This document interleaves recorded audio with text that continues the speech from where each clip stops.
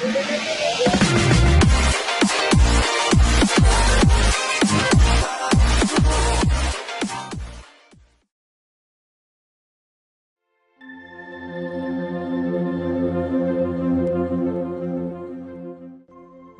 آزما قسط نمبر 11۔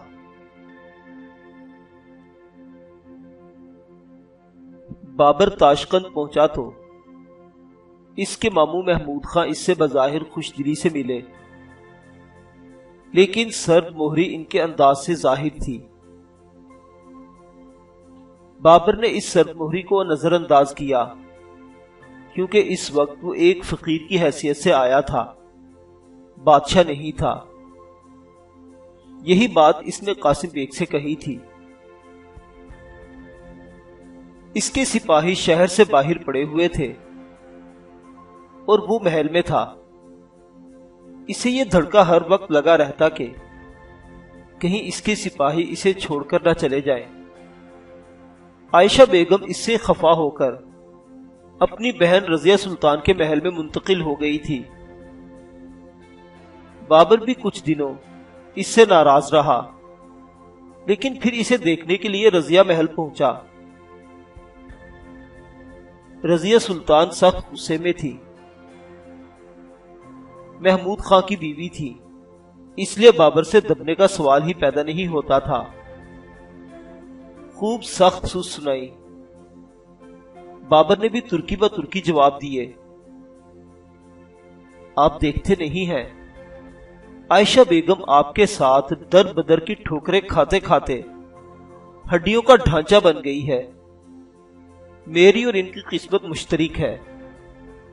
بابر نے کہا، ٹھوکریں میں بھی کھا رہا ہوں، تکلیف یہ بھی اٹھا رہی ہے۔ یہ قسمت اسے آپ نے عطا کی ہے، پھر آپ کیا چاہتی ہیں؟ آپ تاشقند میں رہیں، قسمت آزمانے کے لیے کسی میدان جنگ کا رخ نہ کریں۔ اگر آپ کو ایسے ہی لٹیروں کی زندگی گزارنی تھی تو شادی نہ کرتے۔ انہوں نے اتنی سخت بات کہہ دی تھی کہ بابر اپنے جذبات کو قابو میں نہ رکھ سکا۔ میں آپ سے بات کرنے نہیں آیا ہوں، مجھے عائشہ سے بات کرنے دے۔ پھر وہ عائشہ سے مخاطب ہوا، میں آپ کو لینے آیا ہوں۔ میں اب تاشقند سے باہر کہیں جانے کو تیار نہیں۔ سفر کے نام سے میری روح لرز اٹھتی ہے۔ یہی حال رہا تو میں بھی کسی دن خانزادہ کی طرح کسی شیبانی کی بھیڑ چڑھا دی جاؤں گی۔ اس نے ایسا طنز کر دیا تھا کہ بابر کی روح کانپ اٹھی۔ ہمیں افسوس ہے کہ ہم خانزادہ کی حفاظت نہ کر سکے، لیکن تمہاری حفاظت کی قسم کھاتے ہیں۔ آپ یہاں محفوظ نہیں ہیں، شیبانی یہاں بھی حملہ آور ہونے والا ہے۔ میں یہاں اپنوں میں ہوں، یہاں مجھے کوئی خطرہ نہیں، اور میں تمہارا اپنا نہیں۔ اپنے ہوتے تو میرے ساتھ رہتے۔ آپ مجھے ہار کے ساری دنیا کو فتح کرنے چلے ہیں۔ کیا تمہیں عظیم بادشاہ کی بیوی بننا پسند نہیں؟ کیا بات ہے عظیم بادشاہ کی، اس نے حقارت سے کہا۔ یاد ہے تم نے مجھے کبھی نجات دہندہ کہا تھا، میں تمہیں ایک مرتبہ پھر اپنی قید سے نجات دے رہا ہوں۔ میں بھی یہی چاہتی ہوں کہ آپ مجھے پوری طرح آزاد کر دیں۔ بابر نے اسے اسی وقت طلاق دے دی اور بڑے ماموں کی خدمت میں پہنچ گیا۔ میں آپ پر زیادہ بوجھ ڈالنا نہیں چاہتا، میں چاہتا ہوں میرے گزارے کے لیے آپ مجھے کوئی جگہ عنایت فرما دیں۔ وہ خود بھی یہی چاہتے تھے کہ یہ بوجھ سر سے اترے۔ اس کی موجودگی سے انہیں یہ خطرہ ہونے لگا تھا کہ شیبانی اس کا پیچھا کرتے ہوئے کہیں یہاں بھی نہ آ جائے۔ اسی خوف کی بنا پر انہوں نے اپنے چھوٹے بھائی کو اپنے پاس بلانے کے لیے خط لکھ دیا۔ اب بابر نے جانے کا ارادہ کیا تو وہ فوراً تیار ہو گئے اور اسے عقیبہ عطا کر دیا، اور عقیبہ پر محمد سیف مرزا قابض تھا۔ بابر اس خیال سے چل پڑا تھا کہ جب یہ شہر اس کے ماموں نے اس کے حوالے کر دیا ہے تو محمد سیف کو بھی خبر کر دی ہوگی اور وہ یہ شہر میرے حوالے کر دے گا۔ لیکن محمد سیف نے شہر حوالے کرنے سے انکار کر دیا۔ اب ایک ہی صورت تھی کہ وہ محمد سیف سے جنگ کرے اور شہر پر قبضہ کر لے۔ اس نے اپنے لشکر پر نظر ڈالی تو اسے لشکر کہنا بھی لشکر کی توہین تھی۔ اتنے کم سپاہیوں کے ساتھ وہ کوئی خطرہ مول لینے کو تیار نہیں تھا۔ اس نے ایک پہاڑی گاؤں دہکت میں پناہ لی۔ یہاں تاجک نسل کے لوگ آباد تھے، لیکن ترکوں کی طرح گھوڑے اور بھیڑے پالتے تھے۔ یہاں وہ ایک معزز شخص کا مہمان بنا۔ گاؤں کے لوگ یہ سوچ کر اس کی عزت کرتے تھے کہ وہ فرغانہ اور سمرقند کا حاکم رہ چکا ہے۔ ایک مرتبہ وہ پھر ایسے ہی حالات سے دوچار ہوا جن کا شکار وہ سمرقند جانے سے پہلے ہوا تھا۔ گرمیوں نے سردیوں کی چادر اوڑھی تو اس کے ساتھیوں میں سے بہت سو نے اس سے اندجان جانے کا عزم طلب کیا اور وہ اسے چھوڑ کر چلے گئے۔ ہر حال میں خوش رہنا بابر کے مزاج کا حصہ تھا اور یہی اس کی کامیابی کا راز بھی تھا۔ وہ اندجان کی حکمرانی میں بھی خوش تھا، سمرقند کے نیلے محل میں بھی خوش تھا، اور اب اس غربت میں بھی خود کو خوش رکھنے کی کوشش کرنے لگا۔ اس نے سنگلاخ پہاڑوں میں پیدل گھومنا شروع کر دیا۔ آس پاس کی بستیوں میں چلا جاتا، گلہ بانوں کے پاس بیٹھ کر غم غلط کرتا۔ اس طرح وہ راستوں سے بھی واقف ہو رہا تھا اور دشمن پر بھی نظر رکھے ہوئے تھا۔ موسم بہار آیا تو خبر آئی شیبانی خان نے اور عقیبہ پر حملہ کر دیا ہے۔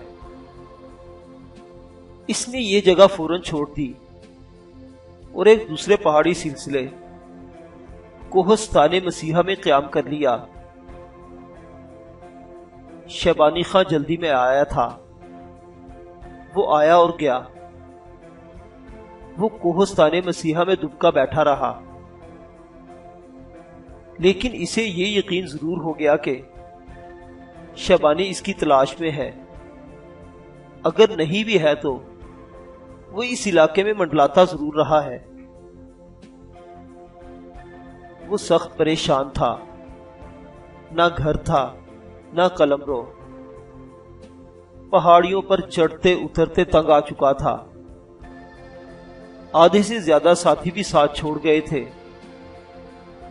اگر ایسے میں شیبانی اس پر ٹوٹ پڑے، اسے پھریری آ گئی۔ وہ ان پہاڑوں سے نکلا اور ایک مرتبہ پھر ماموں کے پاس چلا گیا۔ وقت گزرتا جا رہا تھا۔ بابر کی پریشانیوں میں بھی اضافہ اسی حساب سے ہو رہا تھا۔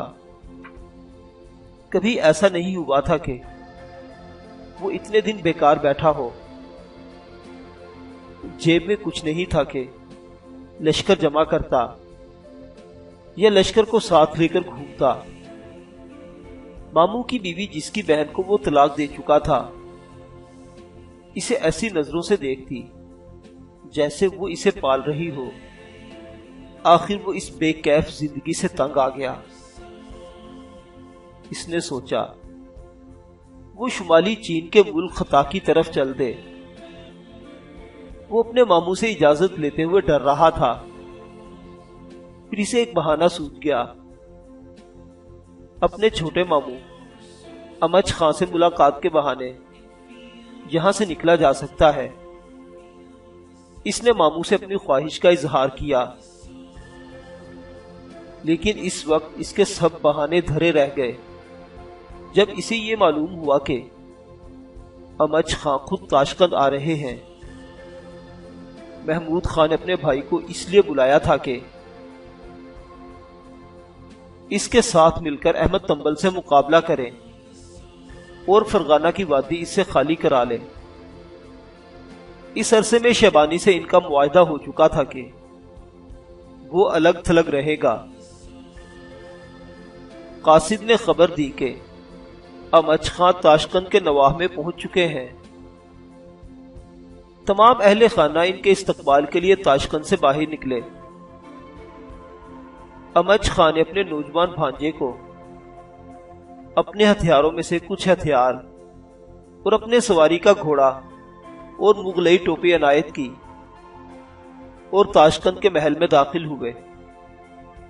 کئی دنوں کی مشاورت کے بعد یہ طے ہوا کہ احمد تنبل سے مقابلہ کیا جائے اور اس باغی کو فرغانہ سے نکال باہر کیا جائے۔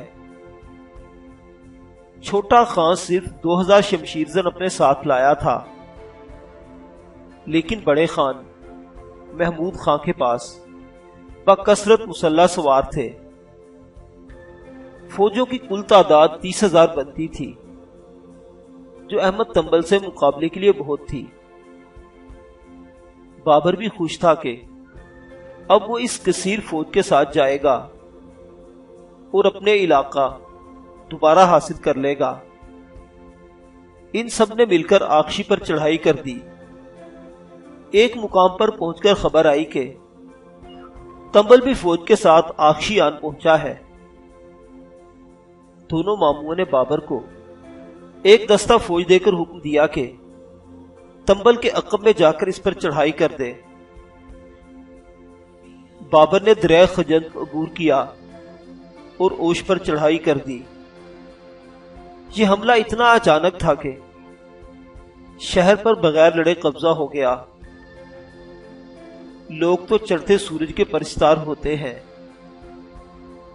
اسے یہ فتح ملی تو ارد گرد کے علاقوں کے سردار جوک در جوک اس کے پاس آنے لگے اور اس سے فرما برداری کا اقرار کیا۔ کچھ دن بعد مرغی نان کے لوگوں نے اس کی اطاعت قبول کر لی اور تنبل کے مقرر کردہ حاکم کو بڑی ذلت کے ساتھ شہر سے نکال دیا۔ فرغانہ کے جتنے اہم شہر اور مقامات تھے، اندجان کے سوا سب اس کی اطاعت میں آ گئے۔ ادھر احمد تنبل اس کے ماموں کے سامنے ڈیرے ڈالے ہوئے تھا۔ بابر نے موقع غنیمت جانا، تنبل کو مصروف دیکھ کر اندجان کی طرف بڑھا۔ احمد تنبل نے صرف 100 آدمیوں کے ساتھ بابر کا تعاقب کیا۔ بابر کے پاس بھی اس وقت صرف 10 سپاہی تھے۔ تنبل سے اس کا دو بدو مقابلہ ہوا۔ اس مقابلے میں ایک تیر بابر کی ران پر لگا۔ بابر نے چابک دستی سے گھوڑے کا رخ پھیرا اور اسے ایڑ لگائی۔ راستے میں ایک ندی آئی جو اس وقت پایاب تھی۔ اس وقت تک اس کے ساتھی بھی آ گئے تھے۔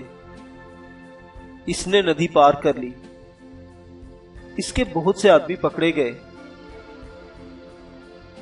وہ جیسے تیسے اوش پہنچا اور بڑے ماموں سے ملاقات ہوئی تو انہوں نے اسے اطلاع دی کہ اس کے مقبوضہ مقامات چھوٹے ماموں کو دے دیے گئے ہیں۔ چھوٹے ماموں یہاں رہ کر مقابلہ کریں گے۔ ان کی گزر اوقات کے لیے ضروری ہے کہ کچھ مقامات ان کے پاس ہوں۔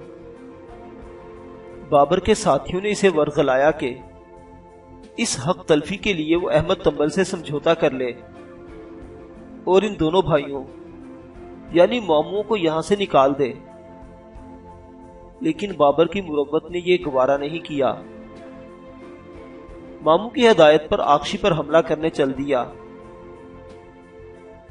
با یزید نے، جو احمد تنبل کا چھوٹا بھائی تھا، لڑے بغیر اس کا استقبال کیا اور قلعہ اس کے حوالے کر دیا۔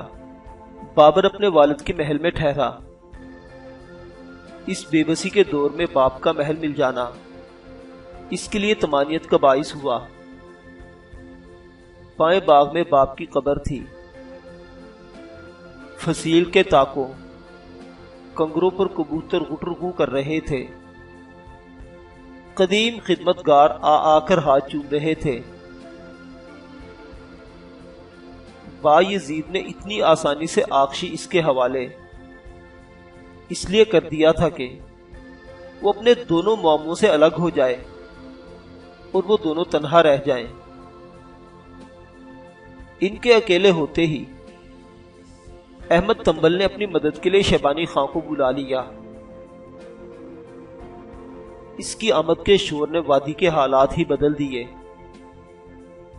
چالاک بایزید نے ایک داؤ اور چلا کر بابر کے منحرف بھائی جہانگیر مرزا کو بھی اپنے کیے پر نادم تھا یہی لے آیا۔ عمر شیخ کے تینوں بیٹے اس نے ایک جگہ جمع کر لیے تھے۔ کسی بھی جلاد کی ایک ضرب تینوں کے لیے کافی تھی۔ اس کا ایک امیر سید قاسم جسے ایک دور کے قلعے میں تعینات کیا گیا تھا قلعہ چھوڑ کر آ گیا۔ یہ ایک سنگین غلطی تھی۔ کوئی ایک قلعہ تو اس کے پاس رہنا چاہیے تھا، وہ بھی ہاتھ سے نکل گیا۔ اب یہی طے ہوا کہ یہاں سے نکل بھاگنا چاہیے۔